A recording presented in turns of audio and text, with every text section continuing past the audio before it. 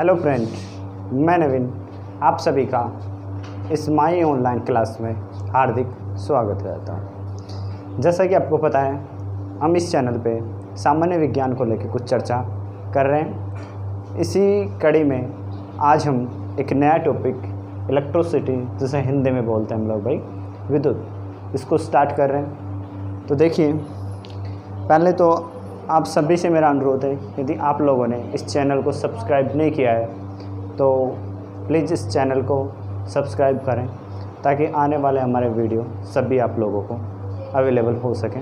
देखिए, हम आज एक नए टॉपिक विद्युत को लेकर बात कर रहे हैं। तो विद्युत क्या होती है? दरअसल पहला ही सवाल मेरा ये था कि विद्युत होती क्या है। तो विद्युत क्या होती है? सवाल कह रहे होगे, सर हमारे घर पे लाइट आ रही है, वो विद्युत ही तो है, इलेक्ट्रिसिटी तो है। बिल्कुल वो विद्युत है। बात अब मैं करता हूँ कि विद्युत धारा कहते किसे हैं। किसकी बात कर रहा हूँ भाई? करंट की। विद्युत धारा जिसे हम लोग बोल सकते हैं करंट। पहला ही बात, विद्युत धारा किसे कहते हैं? तो भाई विद्युत धारा किसे कहते हैं? सुनिए, आवेशों में प्रवाह की दर, आवेशों में प्रवाह की दर विद्युत धारा कहलाती है। आवेशों में प्रवाह की दर विद्युत धारा कहलाती है। क्या बोली भाई परिभाषा? आवेशों में प्रवाह की दर क्या कहलाती है भाई? विद्युत धारा। या दूसरी परिभाषा कह सकते हैं, आवेशों में असंतुलन होना। असंतुलन। विद्युत धारा की हमने दो परिभाषा लिखी। पहली परिभाषा, आवेशों के प्रवाह की दर क्या कहलाती है? विद्युत धारा। क्या बोलेंगे? करंट। या दूसरी, आवेशों में असंतुलन। अब सवाल जहन में आ रहा होगा कि ये आवेश क्या होते हैं। तो भाई देखिए, आवेश क्या होते हैं? आवेश वैसे तो पदार्थ का गुण होता है। पदार्थ का गुण क्या कहलाता है? आवेश। आवेश हम लोग दो प्रकार से कह सकते हैं, एक पॉजिटिव, एक नेगेटिव, मतलब धनायन या दूसरा ऋणायन। आवेश दो होते हैं, एक प्लस में, एक किसमें होता है भाई? माइनस में। आवेश कितने होते हैं? दो, प्लस में और एक किसमें? माइनस में। तो पहले परिभाषा समझिए फिर से। आवेशों के प्रवाह की दर को क्या कहते हैं हम लोग? विद्युत धारा। या आवेशों में क्या हो जाए? असंतुलन। आवेशों में असंतुलन मतलब इनबैलेंस। इनबैलेंस कैसे होगा? मान लीजिए, आपने सुना होगा परमाणु, कोई भी परमाणु है, इसमें जितने पॉजिटिव प्लस वाले होते हैं उतने ही नेगेटिव वाले इलेक्ट्रॉन होते हैं, प्रोटॉन होते हैं, जितने इलेक्ट्रॉन होते हैं। मान लीजिए 10 प्रोटॉन है, 10 ही क्या है? इलेक्ट्रॉन। तो इस समय किस पोजीशन में है भाई? संतुलन में। यदि यहाँ पे एक इलेक्ट्रॉन को मैं निकाल दूँ तो इलेक्ट्रॉन कितने बच गए? 9। मतलब माइनस की तो कितने हो गए? 9, प्लस के कितने हो गए? 10। तो फिर आवेशों में क्या हो गया? असंतुलन। देखो, प्लस के 10 होते, प्लस के 10 माइनस होते। यदि प्लस के 10 हैं, प्लस के 10 के साथ ही माइनस के भी 10 होते, तो आवेश कैसे रहते? संतुलित। प्लस के 10 हैं, माइनस के 9 है, तो आवेश असंतुलित है। प्लस क्या है? ज़्यादा है। जब भी ऐसी पोजीशन आ जाएगी, ऐसे मान लीजिए ये बढ़ जाएगी और ये 10 नहीं, तो भी आवेश क्या हो चुके हैं? असंतुलन। मतलब प्लस माइनस की संख्या बराबर ना रहेगी तो उस समय आवेशों में क्या होगा? असंतुलन। इस पोजीशन में इसमें क्या बहना स्टार्ट हो जाएगी? विद्युत धारा भाई। तो पहली बात याद रखिएगा, आवेशों में असंतुलन होते ही क्या बहेगी? विद्युत धारा, मतलब करंट बहने लगेगा। तो परिभाषा क्या हुई? आवेशों में प्रवाह की दर क्या कहलाती है? विद्युत धारा। या आवेशों में असंतुलन क्या कहलाता है? विद्युत धारा। मतलब I बराबर Q/T। विद्युत धारा के बारे में क्या कह सकते हैं? I बराबर Q/T। देखिए, ऊपर आवेश मतलब विद्युत धारा को हम लिख सकते हैं, इसको विद्युत धारा आवेश बटा समय। क्या कह सकते हैं? आवेश बटा समय। विद्युत धारा का सिंबल I, आवेश का Q, समय का T। तो विद्युत धारा के लिए एक फॉर्मूला क्या आया? I बराबर Q बटा T। तो अब तक हमने ओनली एक ही परिभाषा सीखी है, विद्युत धारा। आवेशों में प्रवाह की दर क्या कहलाती है भाई? विद्युत धारा। या आवेशों में असंतुलन होना, जैसे मैंने कहा एक प्रोटॉन परमाणु होता है, उसमें जितने प्रोटॉन होते हैं उतने क्या होते हैं? इलेक्ट्रॉन। यदि किसी की संख्या भी बढ़ती है या घटती है तो आवेशों में क्या हो जाएगा? असंतुलन। उस समय क्या बहना स्टार्ट हो जाएगी? विद्युत धारा। तो दूसरी परिभाषा क्या कह सकते थे? आवेशों में असंतुलन क्या कहलाता है? विद्युत धारा। विद्युत धारा आवेश बटा समय, तो I बराबर Q बटा T। अब बात करते हैं इस विद्युत धारा के मात्रक को लेके। इसका मात्रक क्या होता है? देखिए भाई, आवेश का मात्रक होता है कूलाम। आवेश का मात्रक क्या होता है? कूलाम। समय का मात्रक क्या होता है? सेकंड। तो हम कह सकते हैं विद्युत धारा का मात्रक कूलाम बटा सेकंड। एक वर्ड में बोलना चाहें तो इसको बोल देते हैं हम लोग एम्पियर। क्या होता है स्टूडेंट? दरअसल क्या याद रखते हैं? विद्युत धारा का मात्रक क्या होता है? एम्पियर। कई बार एग्जाम में ये ऑप्शन ना हो एम्पियर और कोई और ऑप्शन हो, एक करेक्ट आंसर कूलाम बटा सेकंड हो, तो उस समय वो कन्फ्यूज में रहता है। उसने रट रखी थी विद्युत धारा का मात्रक क्या होता है? एम्पियर। परंतु देखिए विद्युत धारा की परिभाषा से Q बटा T होता है। Q का मात्रक क्या होता है? कूलाम। समय का मात्रक क्या होता है? सेकंड। तो विद्युत धारा का दूसरा मात्रक क्या कह सकते हैं हम? कूलाम बटा सेकंड। इसको एक वर्ड में बोलना चाहें तो क्या कह सकते हैं? एम्पियर। तो विद्युत धारा का मात्रक हमने सीखा क्या हो गया? एम्पियर। आवेश का मात्रक क्या हो गया? कूलाम। समय का मात्रक क्या हो गया? सेकंड। तो एक बार सवाल पूछा गया था SI, राजस्थान पुलिस SI में। सवाल बड़ा अच्छा भी था और बड़ा आसान भी था। एक बात याद रखिएगा, आप लोग साइंस जब भी पढ़ रहे हो आपको कुछ इंग्लिश वर्ड तो आपको आने ही चाहिए। बिना इंग्लिश वर्ड के आप लोग साइंस में कंफ्यूज हो जाओगे। जैसे कि और आपको पता है एग्ज़ाम की जो भी लैंग्वेज होती है वो इंग्लिश लैंग्वेज को प्रायोरिटी दी जाती है पर्सन पेपर में। तो क्या होता था? विद्युत धारा का मात्रक पूछा हुआ था वहाँ पे भी कि विद्युत धारा का मात्रक क्या होता है? ऑप्शन में एम्पियर भी था। तो 99% क्या लगभग 100% बच्चों ने ही क्या लगाया? एम्पियर। सभी सोच रहे थे हमारा सही है। परंतु सवाल जब इंग्लिश लैंग्वेज में था तो उसमें क्या था? चार्ज का मात्रक पूछा हुआ था, मतलब आवेश का मात्रक पूछा हुआ था। आवेश का मात्रक क्या होता था? कूलाम। जब आंसर की आई उसकी तो उसमें जो आंसर सही था वो कौन सा था? कूलाम। क्यों? इंग्लिश लैंग्वेज को प्रायोरिटी दी जाती है। तो आप लोग इंग्लिश लैंग्वेज ही पढ़िएगा कि आप लोगों से पूछा क्या जा रहा है। इतना इजी सवाल था। दरअसल वो विद्युत धारा का मात्रक एम्पियर भी ऑप्शन में था, कूलाम भी था। पर जो मैंने कहा ना, जो इंग्लिश में जो लैंग्वेज थी उसमें किसकी मात्रक पूछा हुआ था? आवेश का। और आवेश का मात्रक क्या होता है? कूलाम।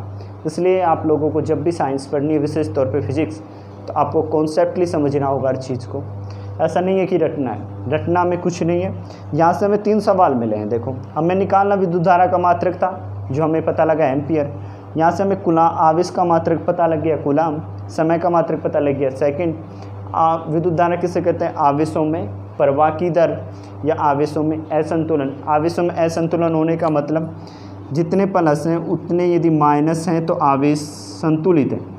यदि किसी की भी संख्या बढ़ती है या घटती है तो इस पोजीशन में भी आवेश असंतुलित हो चुके हैं, इस पोजीशन में भी आवेश असंतुलन है।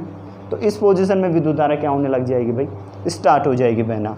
तो हमने विद्युत धारा की परिभाषा जानी। विद्युत धारा की परिभाषा क्या होती है भाई? आवेशों में प्रवाह की दर क्या कहलाती है? विद्युत धारा।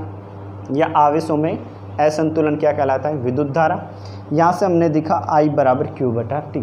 देखिए यहाँ से न्यूमेरिकल सवाल भी करना चाहे तो हम आसानी से सोल्व कर सकते हैं। जैसे कह देता एक परिपथ में 10 कूलाम आवेश प्रभावित करने पे कितने कूलाम? एक परिपथ में 10 कूलाम आवेश है। Q की मात्रा कितनी बता रही, वैल्यू कितनी बता रखी है? 10 में, या मान लीजिए 12, जो भी मान लीजिए 10 है। और 5 सेकंड तक प्रभावित होती है भाई। कितने सेकंड तक प्रभावित हो रही है? एक परिपथ में 10 कूलाम 5 सेकंड तक प्रभावित हो रहे हैं। तो विद्युत धारा कितनी बह रही है उस परिपथ में ज्ञात कीजिए। तो भाई इस बार हमें Q की वैल्यू दी हुई है, T की वैल्यू दी हुई है, हमसे किसकी विद्युत धारा I की पूछी हुई है। तो हम इस फॉर्मूले को यूज़ करेंगे। तो I Q की वैल्यू कितनी? 10 कूलाम में दी हुई है। समय सेकंड में दिया हुआ है 5 सेकंड। याद रखिए ये मिनट में होता है तो पहले किस में कन्वर्ट करते हैं हम लोग? सेकंड में, क्योंकि हमें पता है समय का मात्रक क्या होता है, फॉर्मूले में सेकंड रखा जाएगा। तो 5 सेकंड तो कितनी एम्पियर विद्युत धारा प्रभावित हो रही होगी भाई? 2 एम्पियर। ओवरऑल हमें ये 3 बातों में से कोई 2 बात देगा, कोई एक बात पूछ सकता है। जैसे मान लीजिए इसी सवाल में ये पूछ लेता, किसी परिपथ में 2 एम्पियर विद्युत धारा प्रवाहित की जा रही है। किसी परिपथ में 2 एम्पियर मतलब आई की वैल्यू दे दी इस बार, कितनी एम्पियर धारा प्रवाहित की जा रही है भाई 2, और 5 सेकंड तक प्रवाहित की जा रही है। समय भी बता दिए कितने सेकंड तक प्रवाहित की जा रही है, 5 सेकंड तक। तो पूछ रहा है हमसे कि आवेश बताइए, उस परिपथ में कितना आवेश प्रवाह, किसकी वैल्यू पूछ रहा है, क्यों की। तो फिर से हमें ये बात देखनी होगी, 3 बातें कौन से फॉर्मूले में आती हैं, इसमें आती है I बराबर Q/T। और किसी भी समीकरण को हल करने के लिए यदि 3 वैल्यू है तो 2 वैल्यू पता है तो आसानी से तीसरी सोल्व कर सकते हैं। और यहाँ पे 3 वैल्यू में हमें 2 पता है, I भी पता है और T भी पता है, तो इसी फॉर्मूले में रखेंगे। I की जगह कितना दिया हुआ है 2 एम्पियर, Q की जगह कितना दिया हुआ है भाई, नहीं दिया हुआ, क्यों निकालना है, Q की जगह Q रख दीजिए। T समय दिया हुआ है 5 सेकंड, तो हम क्यों निकालना चाहेंगे तो भाई इसके नीचे 1 लगा सकते हैं। यदि ये क्रॉस मल्टीप्लिकेशन किया हमने तो Q की वैल्यू कितना आ गई 10 कूलाम, कितना कूलाम आ गई 10।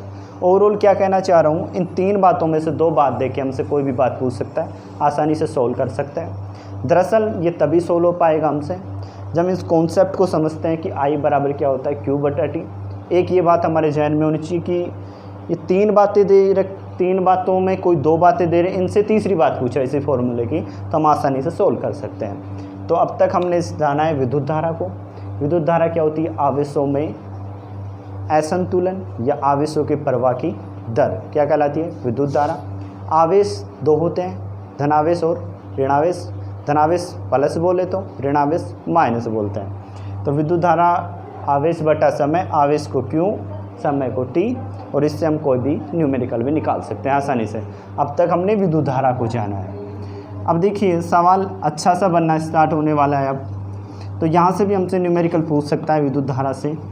तो अब आगे जो मैं बातें लिख रहा हूँ उसको अच्छे से समझिएगा। मैं 3 बातें लिख रहा हूँ, एक वर्ड लिख रहा हूँ वोल्ट, एक लिख रहा हूँ एम्पियर, एक लिख रहा हूँ ओम। मैंने 3 बातें लिखी, 3 नाम लिखे ओवरऑल बोले तो सबसे पहला सवाल ये है क्या, मैं आप लोगों से पूछना चाहूँ, ये मैंने लिखा क्या है, वोल्ट, एम्पियर, ओम। तो आपके दिमाग में आ रहा होगा, नाम तो सुने हुए सर हमने, किसी का मात्रक होते होंगे। हाँ बिल्कुल बात सही कह रहे हो, परंतु दरअसल में ये तीनों साइंटिस्ट थे, तीनों ही वैज्ञानिक थे। वोल्ट भी एक वैज्ञानिक था, एम्पियर भी एक वैज्ञानिक था, ओम भी एक वैज्ञानिक था। वोल्ट ने बताया था हमें विद्युत विभव के बारे में। किसके बारे में बताया था भाई, विद्युत विभव के बारे में। किसने बताया था, वोल्ट ने। एम्पियर विद्युत धारा के बारे में किसने बताया था, एम्पियर ने। विद्युत धारा के बारे में किसने बताया था, एम्पियर ने। ओम प्रतिरोध जिसे रेजिडेंस बोलते हैं, किसके प्रतिरोध के बारे में किसने बताया था भाई, ओम ने।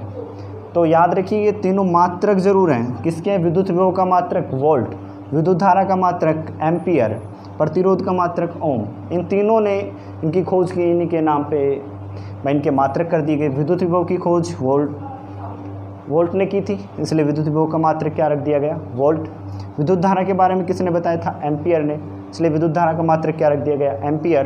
प्रतिरोध के बारे में किसने बताया था, ओम ने, इसलिए प्रतिरोध का मात्रक क्या रख दिया गया, ओम। तो एक बार एग्ज़ाम में सवाल पूछा हुआ था, और एग्जाम में रेलवे के सवाल में तो बहुत बार पूछा हुआ सवाल है ये, कि विद्युत विभव, विद्युत धारा और प्रतिरोध के बीच में सही संबंध होता है। तो ऐसे काफ़ी ऑप्शन दे सकते थे आपसे, V बराबर IR। ये दरअसल देखिए वोल्ट का सिंबल V, एम्पियर विद्युत धारा का I से प्रेजेंट करते हैं, रेजिडेंस प्रतिरोध को R से। इन तीनों के बीच में संबंध पूछा हुआ था, इन तीनों के बीच में क्या संबंध होता है, जो दरअसल V बराबर IR होता है। और यही किसका नियम था भाई, ओम का नियम। ओम का नियम क्या था, V बराबर IR। वेरी वेरी इंपॉर्टेंट पूरे चैप्टर के लिए, V बराबर IR, यही पूरे चैप्टर की जान है। ये बात हमें समझ में आ गई तो सब कुछ समझ में आ जाएगा। तो देखिए V विद्युत विभव, विद्युत धारा I, प्रतिरोध R। तो हमसे पूछे विद्युत विभव, विद्युत धारा और प्रतिरोध के बीच में सही संबंध होता है V बराबर IR। एग्जाम में ऐसा भी मिल सकता था आप लोगों को, ऑप्शन ऐसे भी हो सकता था। ये भी विद्युत विभव, तीनों के बीच में संबंध है, पर सही संबंध नहीं है। सही संबंध क्या होता है, V बराबर IR। अच्छा, इतनी बातें जाने की। और ये नियम किसने दिया था भाई, ओम ने। ओम ने क्या नियम दिया था, V बराबर IR। तो हम आगे इस बात को बढ़ा रहे हैं। तो देखिए अब तक हमने ये जाना कि V I R के बीच में सही संबंध क्या होता है, V बराबर IR। यहाँ से हमारे न्यूमेरिकल बनने स्टार्ट होंगे। दरअसल ये साइंस का फिजिक्स कोर्स है, आर्ट्स वाले स्टूडेंट के लिए तो फिर भी समस्या रही होती है, पर मेरा दावा है यदि आप सही तरीके से स्टडी कर रहे होगे, कॉन्सेप्टली स्टडी कर रहे होगे, हमारे साथ जुड़े रहे होंगे, तो आप लोगों के हर न्यूमेरिकल भी आसानी से सॉल्व होंगे। जैसे मान लीजिए हमने यहाँ से एक संबंध निकाल लिया V बराबर IR का। थोड़ी देर पहले हमने किसके बीच संबंध निकाला था, I बराबर Q बटा T के। मतलब जब जब हमें I, Q और T से संबंधित बातें दी होंगी तो ये फॉर्मूला लगाएंगे, जब जब हमें V I R से संबंधित बातें दी होंगी तो ये लगाएंगे। तो देखिए सवाल क्या था, एक अच्छा सवाल, पहले उसी सवाल को लेके बात कर लेता हूँ। बहुत ही अच्छा सवाल, SSC में पूछा हुआ सवाल था कि किसी चालक तार में विद्युत विभव को समान रखा जाए, विद्युत विभव समान रहे, किसी चालक तार का विद्युत विभव समान रहे, बोले तो क्या समान रहे, V समान रहे। यदि किसी चालक तार का विद्युत विभव समान रहे और प्रतिरोध का मान आधा कर दिया जाए, और प्रतिरोध का मान क्या कर दिया जाए, आधा, मतलब रेजिस्टेंस को क्या किया जा रहा है, प्रतिरोध को क्या किया जा रहा है भाई, आधा। फिर से सुनना सवाल को, किसी चालक तार में विद्युत विभव तो क्या रखा जाए, समान रखा जाए, और प्रतिरोध को क्या किया जाए, आधा। तो बताइए उस चालक तार में कितनी विद्युत धारा प्रभावित होगी। थोड़ी देर के लिए सोचिए। इस बार मैंने इस सवाल की लैंग्वेज में ही आपको उलझाने की कोशिश की और यही सवाल एग्ज़ाम में भी आया हुआ था। देखिए सवाल फिर से समझिएगा, विद्युत विभव को समान रखा जा रहा है, मतलब V की वैल्यू समान रखी जा रही है, तो मतलब V बराबर IR ही रखना चाहता है वो फिर से रिजल्ट पे, और इसके साथ क्या खेल कर रहा होता है, प्रतिरोध को क्या कर रहा है, आधा कर रहा है। तो कह रहा है विद्युत धारा कितनी बहेगी उस प्रतिरोध में। देखिए भाई V समान रखना चाह रहा है तो क्या रिजल्ट आना चाहिए, बराबर में IR, और यहाँ IR लेके आना है तो धारा कितनी करनी पड़ेगी, दुगनी, ताकि 2 से 2 क्या हो जाए, कैंसिल, और आगे क्या आ जाए, IR। तो धारा कितनी बहेगी उस प्रतिरोध में, दुगनी बहेगी। किसी चालक तार में विद्युत विभव का मान समान रखा जाए, प्रतिरोध का मान आधा कर दिया जाए, तो विद्युत धारा उस चालक में कितनी बहेगी, 2 गुनी बहेगी। समझ पाए होंगे आप इस सवाल को, शायद मैं जहाँ तक समझता हूँ। तो भाई हमने यहाँ से एक नया न्यूमेरिकल सोल्व किया, V बराबर IR। यही रिलेशन हमें पूरे यूनिट में काम देने वाला है। कौन सा भाई, V बराबर IR। अच्छा, ओम ने ये नियम दिया था V बराबर IR। दरअसल ओम नियम दे चुका था कि विद्युत विभव का मान विद्युत धारा और प्रतिरोध का क्या होता है, गुणनफल होता है, मल्टीप्लिकेशन होता है। अब बात आ गई थी ओम को इस रेजिस्टेंस को लेके, प्रतिरोध को लेके। वो कई बार रिजल्ट प्राप्त कर रहा था कि इन दोनों उपकरण, अलग अलग उपकरण लगाने पे विद्युत विभव अलग अलग दिखा रहे थे, धारा समान रख रहा था, धारा समान रख रखा था। जैसे कभी बल्ब में लगाया, कभी ट्यूबलाइट में लगाई, विद्युत धारा सेम थी, और विद्युत विभव को नोट किया तो उसने पाया अलग अलग विद्युत विभव प्राप्त हुए। तो उसने सोचा कि मैं जब इसको समान दे रहा हूँ, कहीं ना कहीं खेल जो सारा है किसका है, आर का, जिसे हम क्या बोल रहे हैं, प्रतिरोध। तो अब वो जो कोशिश करेगा सारी, वो किसको लेके करेगा, प्रतिरोध को लेके। अब वो अपने एक्सपेरिमेंट को आगे बढ़ाता है और प्रतिरोध को लेके क्या बात कहता है वो सुनिएगा। देखिए अब तक वो एक संबंध दे चुका था V बराबर IR। अब इस प्रतिरोध की निर्भरता बताता है वो कि प्रतिरोध किस किस पर निर्भर करता है, प्रतिरोध की निर्भरता, कि ये जो V का मान उसको अलग अलग प्राप्त हुआ, वो सारा किसकी वजह से प्राप्त हुआ था, इस प्रतिरोध की वजह से। तो ये प्रतिरोध किस किस पे निर्भर कर रहा था, ये बात बताने की कोशिश कर रहा है।